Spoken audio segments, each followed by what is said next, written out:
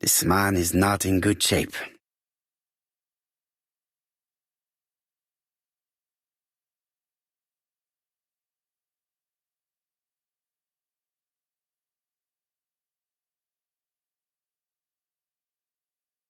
He is worried and very tired, and other police have been hard on him.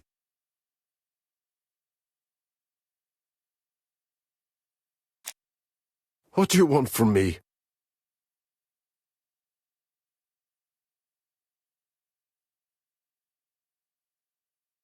Good day, Mr. Cust. I am Hercule Poirot. Ah, you're the detective.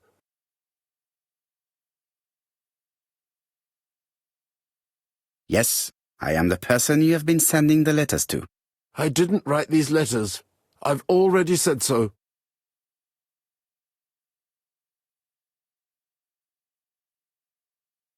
Maybe you forgot that you wrote these letters. Yes, it's true. Sometimes I forget. Maybe I did type them.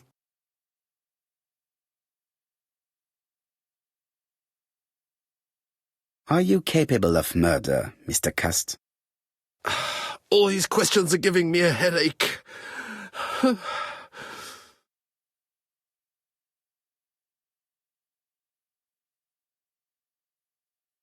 You suffered during the war. It's true. I was wounded. I suffered. But the army was the only place I didn't feel inferior. No questions. Just orders to follow. But ever since you were wounded, you have absences, bouts of amnesia. And headaches. Professor Clark treated you. Yes, a few years ago he really helped me with my burned throat.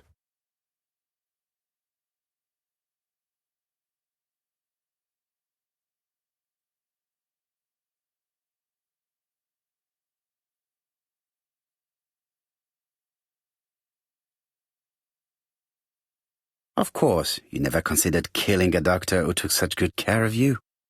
No, never.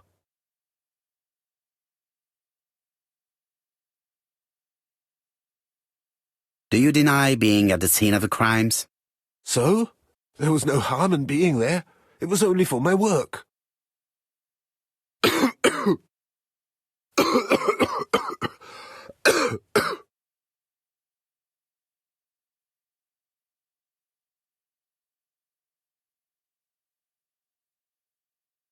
He is in no state to reply. I am not going to leave before having finished questioning him.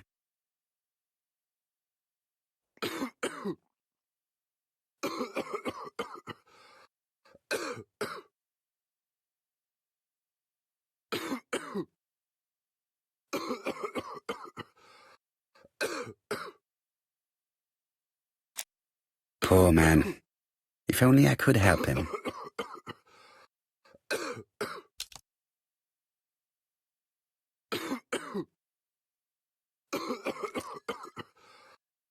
Take this.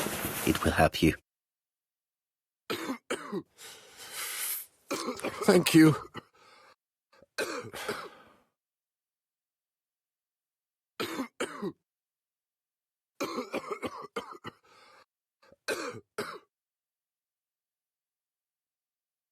Oh, good God, my shirt is covered in blood again. Bon. I now know where the bloodstains Mrs. Marbury saw came from. Are you well enough to speak? Yes, I feel much better.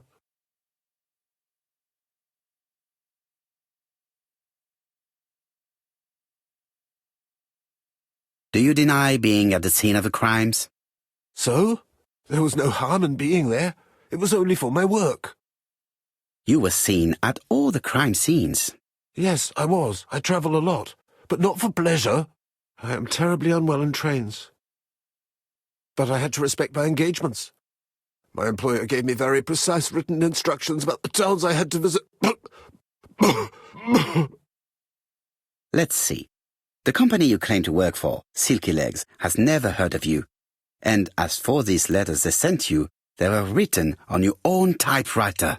The company sent me the typewriter when I started working for them. Yes, but the letters were received afterwards.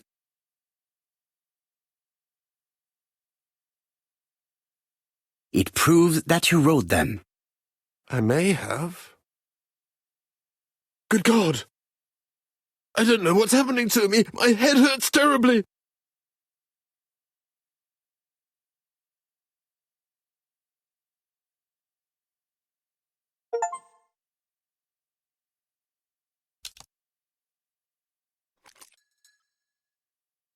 Take this. It will help you.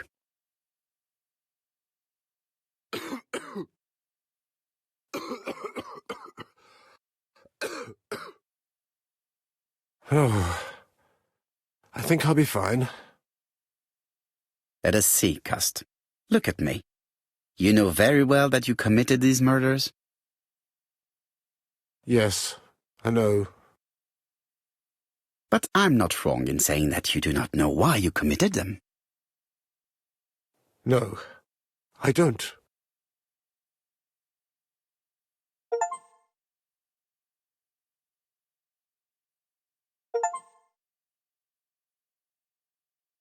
Let us leave Cust alone.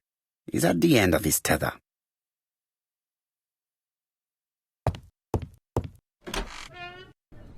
And what conclusions have you drawn? Plenty. It might help us to understand him a little better. Let us now try and get our brain cells to work.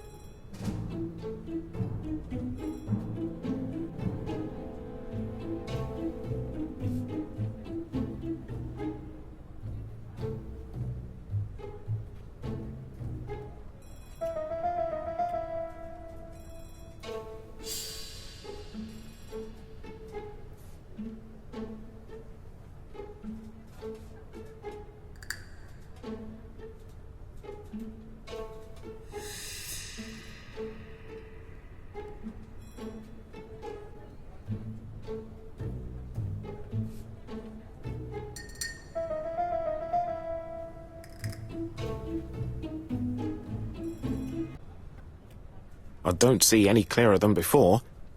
This is worse. There is one point to highlight. C'est curieux. Cust admits that he killed, but he does not know why. What did Dr. Thompson say? Even if Cust killed while in an altered state, it still must have been his deepest desire. He must have had a motive. Let's keep it simple. Never mind his motive.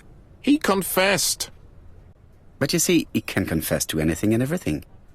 He denied the murders and then confessed to them. He confirmed that he never typed the letters. Then, with great ease, I managed to get him say quite the opposite. Come on, he behaved like a guilty man. He lied to his landlady. Because deep down he believes himself guilty. From the papers, he noticed that he had always been at the scene of the crimes. He must think that he killed and then simply forgot what he had done. How can you be so sure? Let us look at his psychological profile. You will understand my point of view. Let us now try and get our brain cells to work.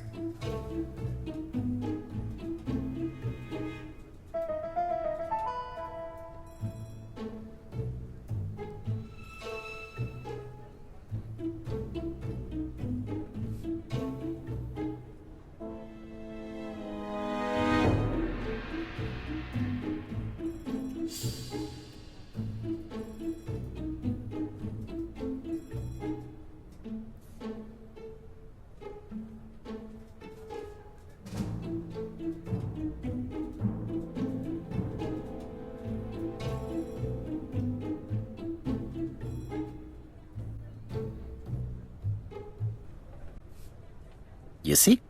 Cuz's character is quite the opposite of the murderer's. But if he's a madman, can we really talk about his character?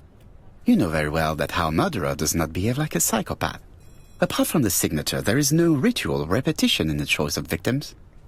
Very well, you're right as always. So we have no confession, no culprit, no suspects, nothing. And all that after 2 months of inquiry? What should I do? Have faith. Just give me 24 hours.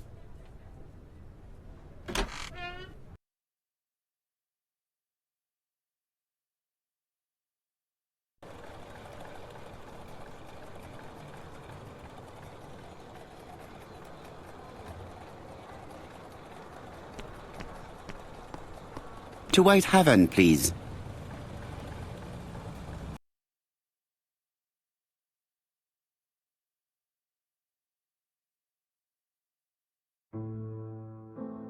Cust's arrest is a great success for you, Poirot. It's all clear now, except maybe 1 or 2 details. Details. Ah, mon ami. The devil is in the detail, as we say. Excuse me? Patience, Hastings. Everything will be clear once our guests arrive. Best be prepared. Slip a revolver into your pocket before they do. A revolver? But Poirot, what are you afraid of? Trust me. It is important you carry a weapon for this meeting. I will lend you mine. What about telling me what you have in mind? Surtout pas. You wouldn't be able to play your role. Wait 1 moment, I will bring you my weapon.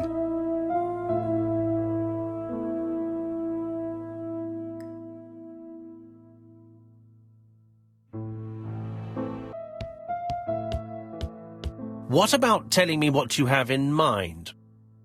Surtout pas. You wouldn't be able to play your role. Wait 1 moment, I will bring you my weapon.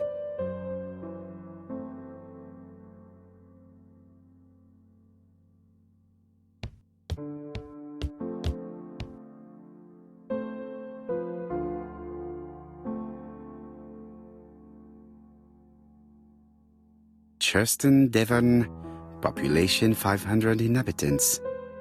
Hourly.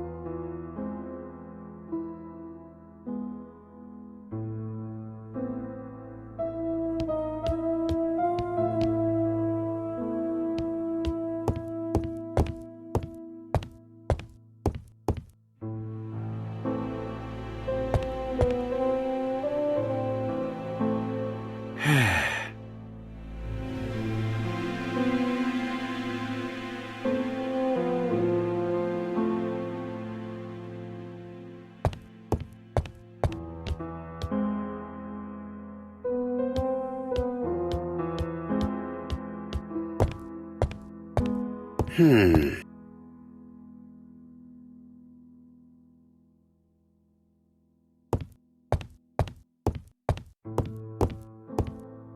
white ammunition are blank cartridges. The others are real bullets.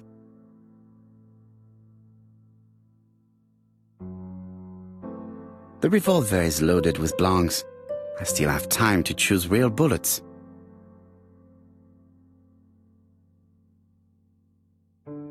The revolver is loaded with blanks. I still have time to choose real bullets.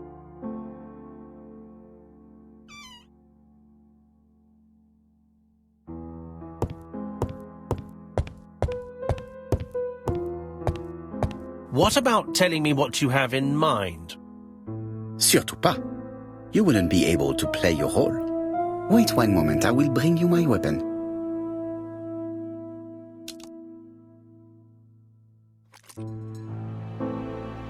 Voila, I entrust you with my weapon. It has hardly been used, it is almost new.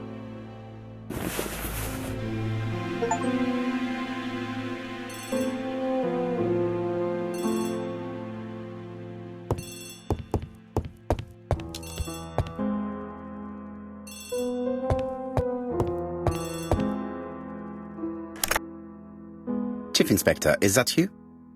Yes. Sorry, but we haven't found anything.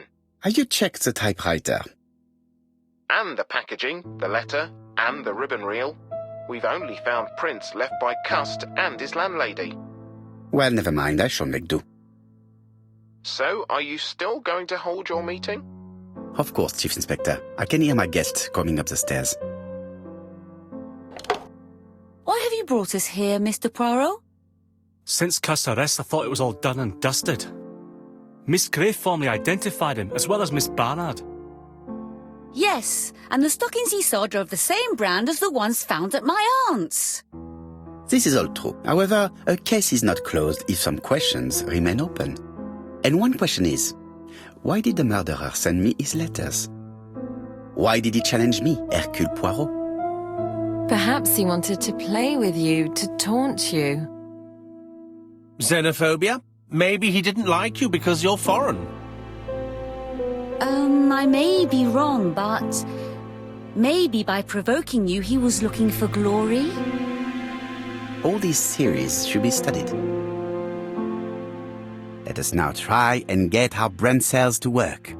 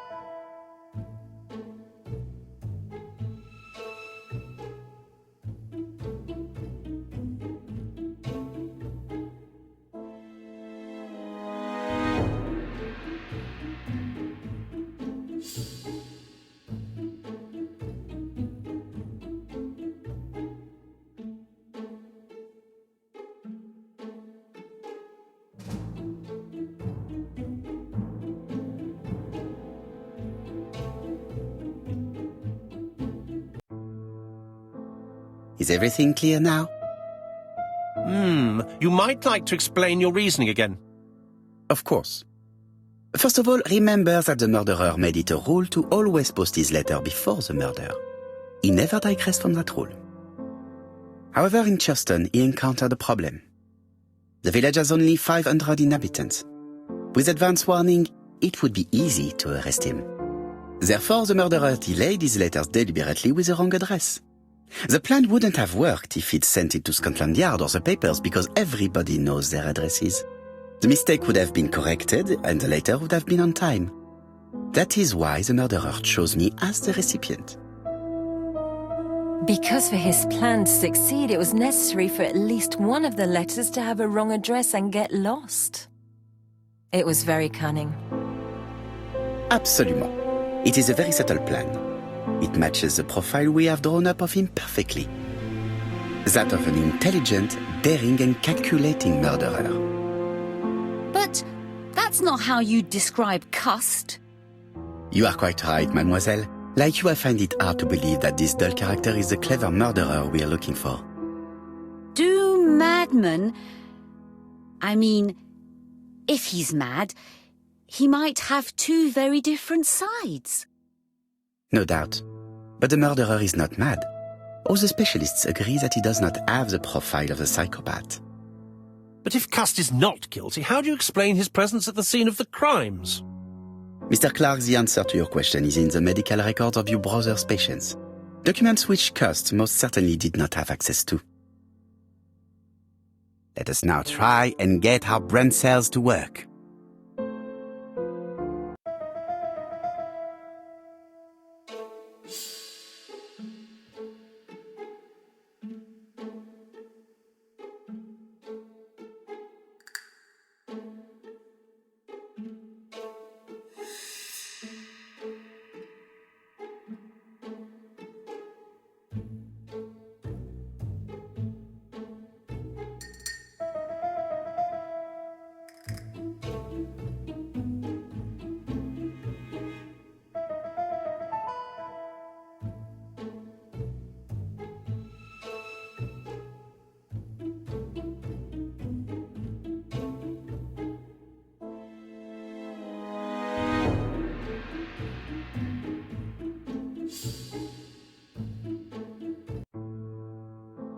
Dr. Clark's patients' records provided a very useful list of potential victims, sorted by alphabetical order.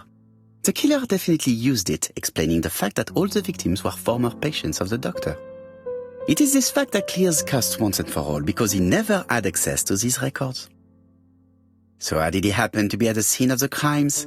Either the murderer sent him there, or Cust was following him closely. Cust's highly suggestible nature leads us to the second hypothesis. The murderer was manipulating him. He systematically sent Cust to the towns where he was going to strike, so that the suspicion would land on the poor man's shoulder. That's evil. What sort of killer could have such a plan? And what would he gain from 3 completely different murders?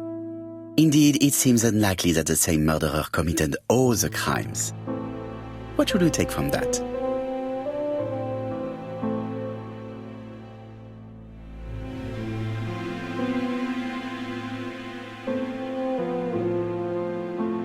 Just one murder was of benefit to the murderer. The others were just diversions. On reflection, there is only one conclusion. The murderer killed once out of interest and twice to divert our attention. This reasoning points at 2 potential culprits.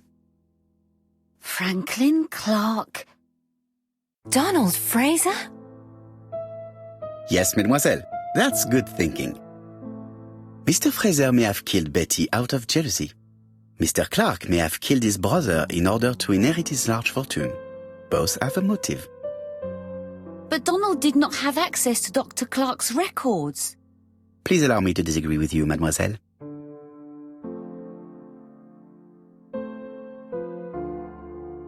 He works for Court and Brunskill, one of whose clients was Sir Carmichael.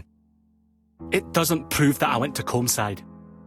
You could have done it, and you may have used the opportunity to take a look at Sir Carmichael's records. You think I'm guilty? You or Mr. Franklin Clark? That's ridiculous. Both of you have a motive. The question is, which of you has the profile that most resembles the murderer?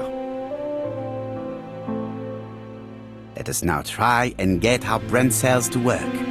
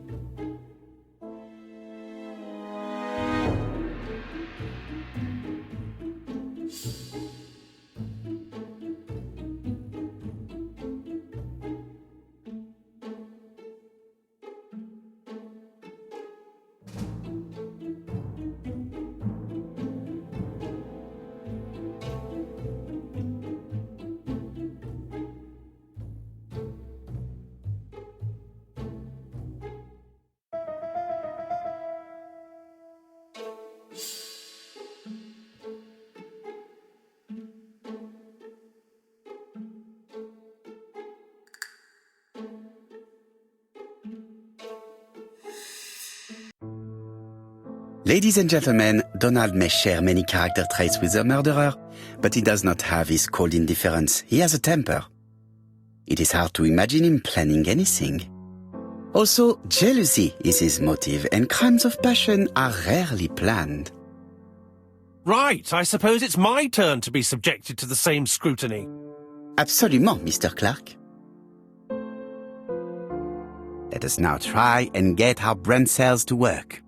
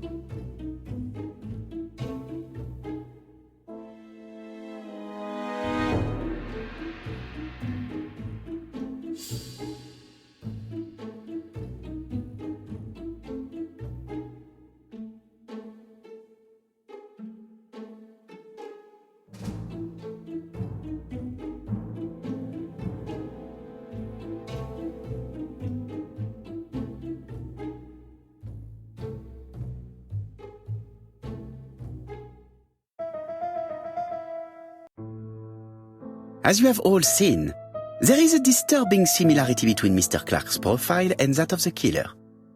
In actual fact, it is exactly the same. Mr. Poirot, your psychological studies are interesting, but your conclusions do not add up. Why would I have wished my brother's death? The inheritance is lawfully mine. I just have to wait. No, you had to act quickly. Because of Miss Grey. Mademoiselle, although you haven't been telling the truth, there is no doubt in my mind that you would have found a way to marry Sir Carmichael after Lady Clark's death. For you, Mr. Clark, it was a disaster. If Miss Grey had children by your brother, you would not have inherited a thing. You realized the danger after reading several letters from Comside, especially one in which your brother opened his heart to you. So you hurried home from China, and you took action. In truth, Cust was no more than a puppet manipulated by the real culprit. You, Mr. Clark. Such an imagination, Mr. Poirot. In fact, nobody manipulated Cust. The famous instructions he received by post. He wrote them on the typewriter. We know that for sure. Oh no. You know perfectly well That is not true. Eh bien voilà, light has now been shed on the ABC murders. Your theories are ingenious, but you haven't any proof. One point to him. For the moment, I have no material proof. Either I admit to it, or I bluff.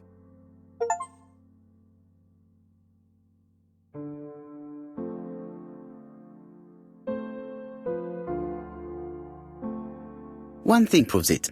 The prints you left on Cuss' typewriter. Enough. Oh, of course you wiped the typewriter before sending it. But not carefully enough. Scotland Yard has found your print along with those of Cuss. I understand why you never wanted to lend me your new typewriter, and why you were searching through your brother's things. And the hole you dug on the moors. What did you hide there? The knife you used to kill your brother? Game, set, match. You win, Mr. Poirot. But it was worth trying.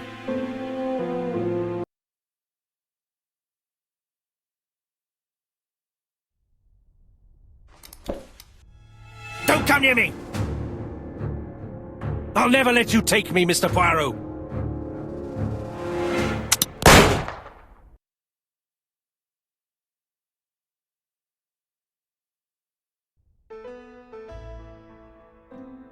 I'm sorry, Mr. Clark, there is no easy death for you.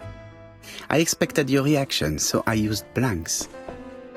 I'm sorry, mademoiselle, but your second chance has been lost. Franklin Clark will never inherit his brother's fortune.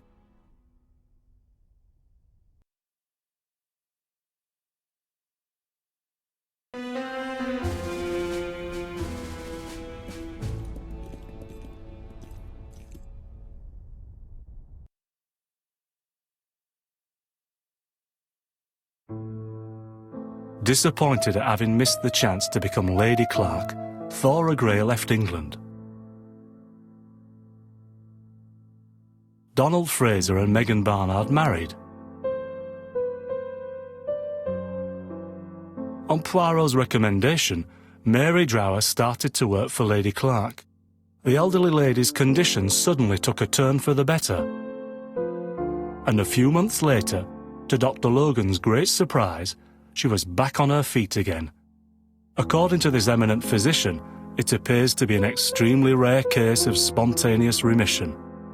Lady Clark has enjoyed very good health ever since.